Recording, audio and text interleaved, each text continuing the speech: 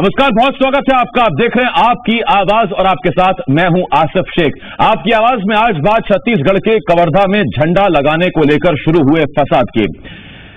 कवर्धा के मुद्दे पर बीजेपी सीधे सीधे सीएम बघेल को घेर रही है। बीजेपी का आरोप है कि सीएम बघेल लखीमपुर जाने को बेताब हैं, जबकि उनके प्रदेश में कवर्धा जल रहा है। बीजेपी ने कवर्धा में तनाव के लिए बघेल सरकार को जिम्मेदार ठहराया है और पूरी घटना की न्यायिक जांच की मांग कर दी है। उधर कांग्रेस बीजेपी पर अवसर की राजनीति करने का आरोप लगा रही है, लाशों पर राजनीति करने का आरोप लगा रही है। कई सवाल हैं जिनके जवाब जानने की कोशिश करेंगे। एक खास पैनल भी हमारे साथ जुड़ेगा, तो आइए शुरू करते हैं आपकी आवाज।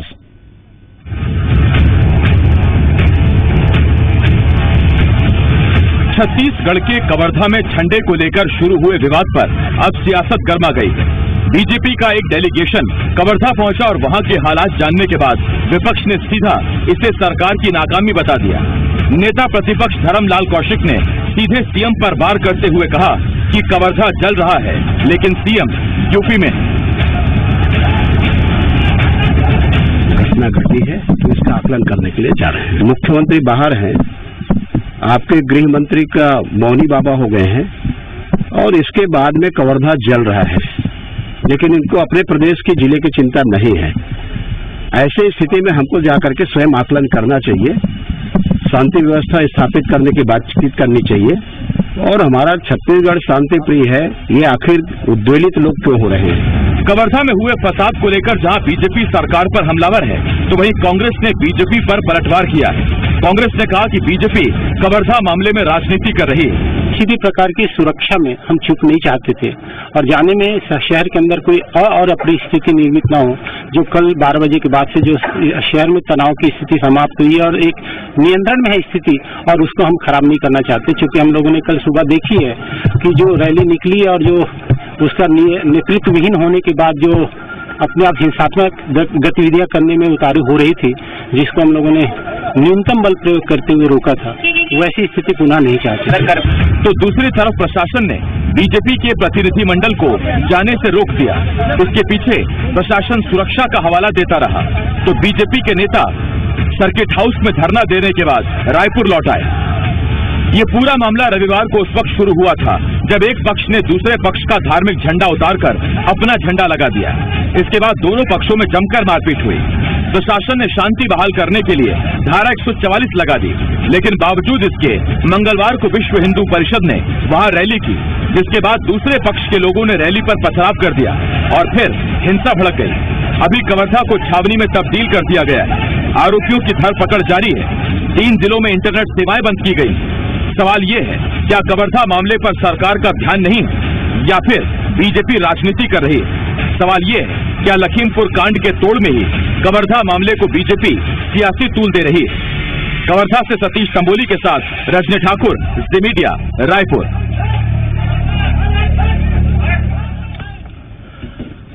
तो सरकार जानबूझकर कवर्धा पर मौन है या बीजेपी सियासी तूल दे रही है? कवर्धा में सरकार नाकाम है या बीजेपी लखीमपुर के जवाब में कवर्धा को खड़ा करने की कोशिश कर रही है?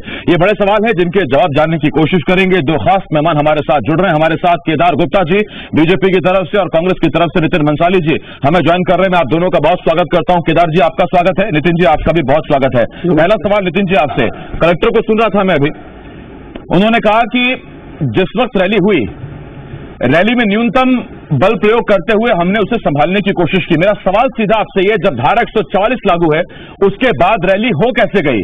सवाल यह है, किसकी नाकामी है? प्रशासन को जानकारी नहीं मिली कि वहां रैली निकल रही है, पथराव हुआ, फिर हिंसा भड़क गई दोबारा उसी क्षेत्र में? ये संवेदनशीलता है, ये तकनीक है फसाद रोकने की? देखिए, जैसी स्थितियां कवर्धा में बनी, स्थितियां जैसी बनी उसके बाद तत्काल शासन और प्रशासन एक्शन मोड में आया और वहां पर धारा 144 लागू की गई। अब धारा 144 लागू की गई तो जो इस प्रकार के सांप्रदायिक दंगे फैलाने वाले जो तथाकथित लोग हैं उनको शायद ये बात हजम नहीं हुई और मंगलवार को जो हुआ वो बहुत ही दुखदायी है।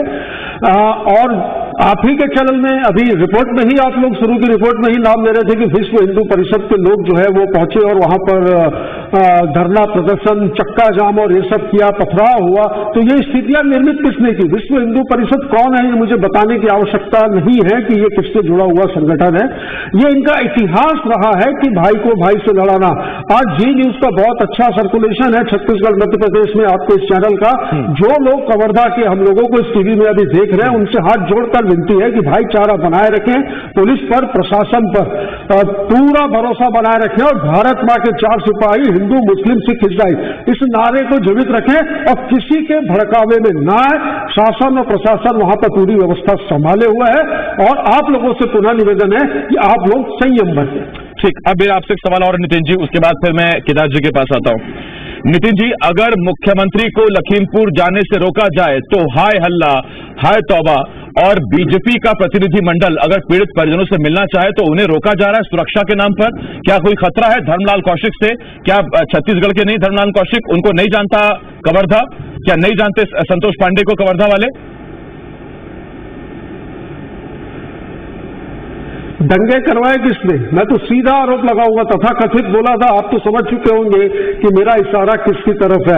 अब ये वहां गए तो उन्हें क्यों रोका गया? यह प्रश्न आपका बहुत अच्छा है, हमें क्यों रोका गया लखीमपुर में? इसका जवाब मांगते तो मैं बहुत लंबा चौड़ा दे सकता था, इसका भी देता हूं। कर्फ्यू लगा हुआ है वहां पर और वहां पर जो स्थितियां निर्मित हैं, शासन प्रशासन वहां पर अलर्ट मोड में है।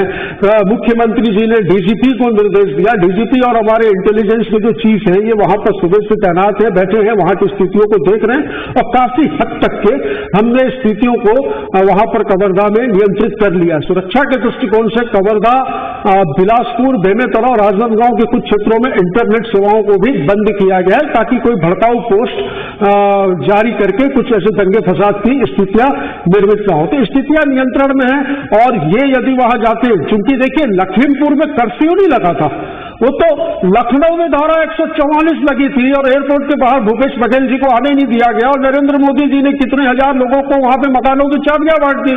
इतना बड़ा आयोजन हो गया तो एयरपोर्ट के अंदर एक प्रदेश का मुख्यमंत्री बैठा है, वहां पर धारा 144 लागू होने की बात की जाती है और हजारों लोगों का प्रोग्राम हो जाता है तो वहां पर ऐसा कुछ नहीं होता। तो यूपी में कानून नहीं है, छत्तीसगढ़ में और इस देश में कानून अभी जिंदा है।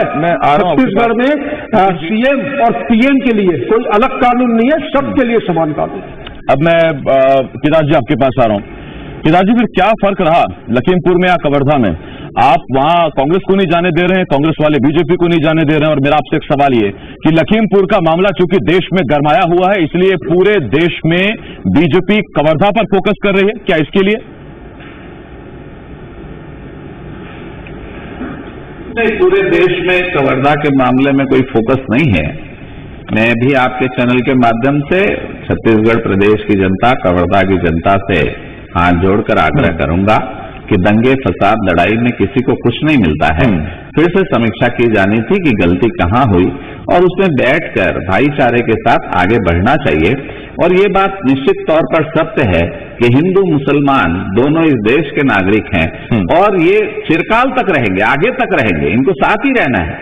परंतु जहां पर कोई चूक होती है उसका अध्ययन करना, उसके बारे में विचार करना और उसके बारे में चर्चा करना बहुत आवश्यक है ताकि अगली बार ये भूल ना हो। और मैं निश्चित रूप से खुलकर इसमें बात करना चाहता हूं, ये विवाद इसलिए नहीं हुआ कि किसी का झंडा उतारा और अपना झंडा लगाया। ये मां विंध्यवासिनी मंदिर चौक है कवर्धा में, वो काफी बड़ा चौक है और वहां हिंदू भाइयों के भी झंडा है एक और मुसलमान भाइयों का भी, दोनों किनारे किनारे लगे होते हैं। मुसलमान भाइयों का झंडा लगा हुआ था, हिंदू भाई अपना पुराने झंडे को नया बदल रहे थे। वहां टीआई और प्रशासनिक अधिकारी मौजूद थे उस वक्त और उन्होंने कहा कि नहीं, इनका झंडा नहीं लगना चाहिए। तो आखिर प्रशासन ने तय किया दोनों का झंडा नहीं लगना चाहिए। तो मुसलमान भाइयों ने कहा कि आप लिख के दो कि आप भी नहीं लगाओगे तो हम अपना उतारेंगे। इन्होंने लिख कर दे दिया। फिर किसी असामाजिक तत्व ने वहां पर गाली गलौज शुरू हुई और वहां से मारपीट शुरू हुई। मारपीट इतनी हुई कि एक हिंदू लड़के को मारते मारते ले जाया गया। इसमें खास बात यह है कि एक मुसलमान युवक ने उसकी जान बचाई और एक दुकान के अंदर धकेल दिया, वहां पुलिस मौजूद थी, पुलिस के सामने ये मारपीट की घटना हो रही थी और उसके बाद कोई एफआईआर नहीं हुई। क्या वहां टीआई को दिखा नहीं कि ये कौन है, कौन मार रहा है, किससे विवाद हो रहा है? वहां प्रशासनिक अधिकारियों को दिखा नहीं, वहीं बैठते, वहीं सुलह कर लेते और फिर थाने में जब वो युवक एफआईआर के लिए जाता है तो सुबह 11 बजे की घटना और रात तक उसका एफआईआर नहीं होता। ये क्यों हो रहा है? ऐसा क्यों कर रहे हैं? किस लिए करना चाहिए? क्यों मैंने इसीलिए पहला सवाल पूछा था जब वो वीडियो वायरल होता है, प्रशासन क्यों नहीं रोक पाया इतनी बड़ी घटना को। अब केदार जी मैं आपसे पूछता हूं कि जब धारा 144 लगी हुई है तो किसी राजनीतिक या सांस्कृतिक या धार्मिक संगठन का वहां पर जाकर रैली करना क्या ठीक है? आप जायज ठहराते हैं उसे? नहीं, मैं इस बात का समर्थन नहीं करता, पर मैं आपको ये बताना चाहता हूं कि अगर एफआईआर रात के 11-12 बजे तक होती नहीं है और दूसरे पक्ष की कोई बात नहीं सुनी जाती और वो प्रयास करता है कि हमारी बात सुन लें, तो ये आवश्यक था कि उनको वो मैसेज भेजा जाता कि आप रैली ना निकालें, 4-6 लोग आपके समाज के आ जाए, 4-6 लोग आप आ जाए, बैठ के उसका समाधान निकालेंगे। पर वहां एक पक्षीय कार्रवाई चल रही थी, कोई सुनने के लिए तैयार नहीं था। और मैं आपके चैनल में आसिफ भाई आपको बताना चाहता हूं, मैं चर्चा इसलिए कर रहा हूं कि समाधान चाहता हूं, इसलिए नहीं कि मैं राजनीति करना चाहता हूं और विद्वेष फैलाना चाहता हूं। एक हिंदू समाज के लोगों को 74 लोगों को गिरफ्तार किया गया, दूसरे समाज के लोग के सिर्फ 4 लोगों को गिरफ्तार किया गया, वीडियो देखकर पहचान की जा रही है और गिरफ्तार किया जा रहा है। कुछ लोग तलवार लेकर घूम रहे थे, उनके ऊपर ना ही कोई गिरफ्तारी का वारंट गया है, ना उनकी पहचान की गई। ऐसा क्यों होता है? क्या ये फिर आगे इस बारे में जानकारी नहीं थी कि जिन लोगों की गिरफ्तारी हुई है उसमें इतना बड़ा रेशियो है करना चाहते हैं, ज्यादा हिंदू और दूसरे पक्ष की कम है। मुझे जानकारी उस बारे में नहीं है। आरोपी तो मैंने आरोपी समझे थे, वो आपने जो वर्गीकरण किया उसके बारे में जानकारी मुझे नहीं कह रहा हूं आपके चैनल में जिम्मेदारी से कह रहा हूं। नितिन जी अब मैं आपके पास आ रहा हूं। जिम्मेदारी से जानकारी इनको ये हमको तो नहीं है, प्रशासन को नहीं है। हथियार 70 लोग इसमें आइडेंटिफाई हुए हैं, 50 की गिरफ्तारी हुई, 70 लोगों की पहचान हुई है, इसमें 59 लोगों की गिरफ्तारी हो चुकी है और 11 लोगों की पड़ताल जारी है। ये क्या कह रहे थे समझाने के लिए? क्या 100 गाड़ियों में हथियार लेकर 100 लोग गए? ये बताया, उसका जवाब दे रहा हूं जवाब आप। नहीं केदार साहब एक मिनट। नितिन सर मेरा आपसे सवाल ये, नितिन जी मैं आपसे सवाल ये पूछ रहा हूं सर, अब तक प्रशासन पर क्या कार्रवाई हुई कि धारा 144 लागू है, रैली हो गई, आप कह रहे हैं इंटेलिजेंस मौजूद है, डीजीपी मौजूद है, इंटेलिजेंस ने आपको अब तक नहीं बताया कि उस वक्त हमें नहीं मालूम चला कि इतनी बड़ी रैली होने जा रही है, उस रैली में दंगा हो जाएगा, और इंटेलिजेंस ने यह नहीं बताया जिन तथाकथित नेताओं के आप नाम ले रहे हैं उनकी क्या मिली भगत है इस दंगा करवाने में? नहीं बता पाया आपको इंटेलिजेंस अभी तक? ये प्री प्लान था आसिफ जी, ये प्री प्लान था पूरा। ये किधर से आए? 100 गाड़ियां थी विश्व हिंदू परिषद के और अन्य संगठनों के, बिलासपुर, मुंगेली, बेमेतरा, रायपुर, धमतरी, ये सब चीजें आइडेंटिफाई की जा चुकी हैं। 70 लोगों के खिलाफ नामजद जुर्म दर्ज हुआ है फोटो और वीडियो और साक्ष्यों के आधार पर, जिसमें 59 लोगों की गिरफ्तारी भी हो चुकी है और कवर्धा जिले में आगामी आदेश तक के जिला प्रशासन ने कर्फ्यू लगाया। स्थितियां बहुत नियंत्रण में, पर ये नियंत्रण में रहने दे तब तो ये अवसर खोज रहे हैं। इनका शुरू से इतिहास रहा है कि हिंदू मुस्लिम को, भाई भाई को किस तरीके से लड़ाकर अपनी राजनीतिक रोटियां सेके। नहीं वो तो देखिए डिबेट अलग चली जाएगी फिर वो। मैं तो आपसे ये पूछ रहा हूं कि सीएम कहते हैं हमने सीएम में जाने से किसी को नहीं रोका था, तो फिर कवर्धा में बीजेपी के नेताओं को क्यों रोका जा रहा है? फिर आप लखीमपुर में मत बोलिए कि हमको रोका गया। देख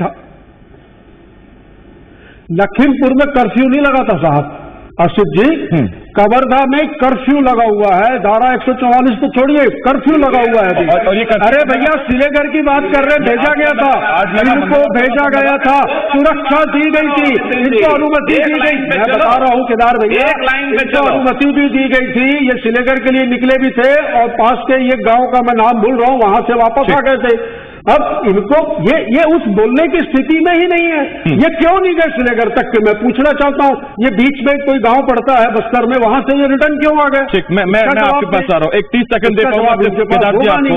केदार जी देखिए, आप हाथ जोड़कर कवर्धा की जनता से विनती भी कर रहे हैं, हिंदू मुसलमान से आप विनती भी कर रहे हैं, साथ ही पकड़े गए आरोपियों में से कितनी संख्या हिंदुओं की है, कितनी गैर हिंदुओं की है, ये बताकर कहीं दिक्कत तो नहीं खड़ी कर रहे सर? मतलब ये प्री प्लान था, मुझे इसकी पूरी शंका होती है।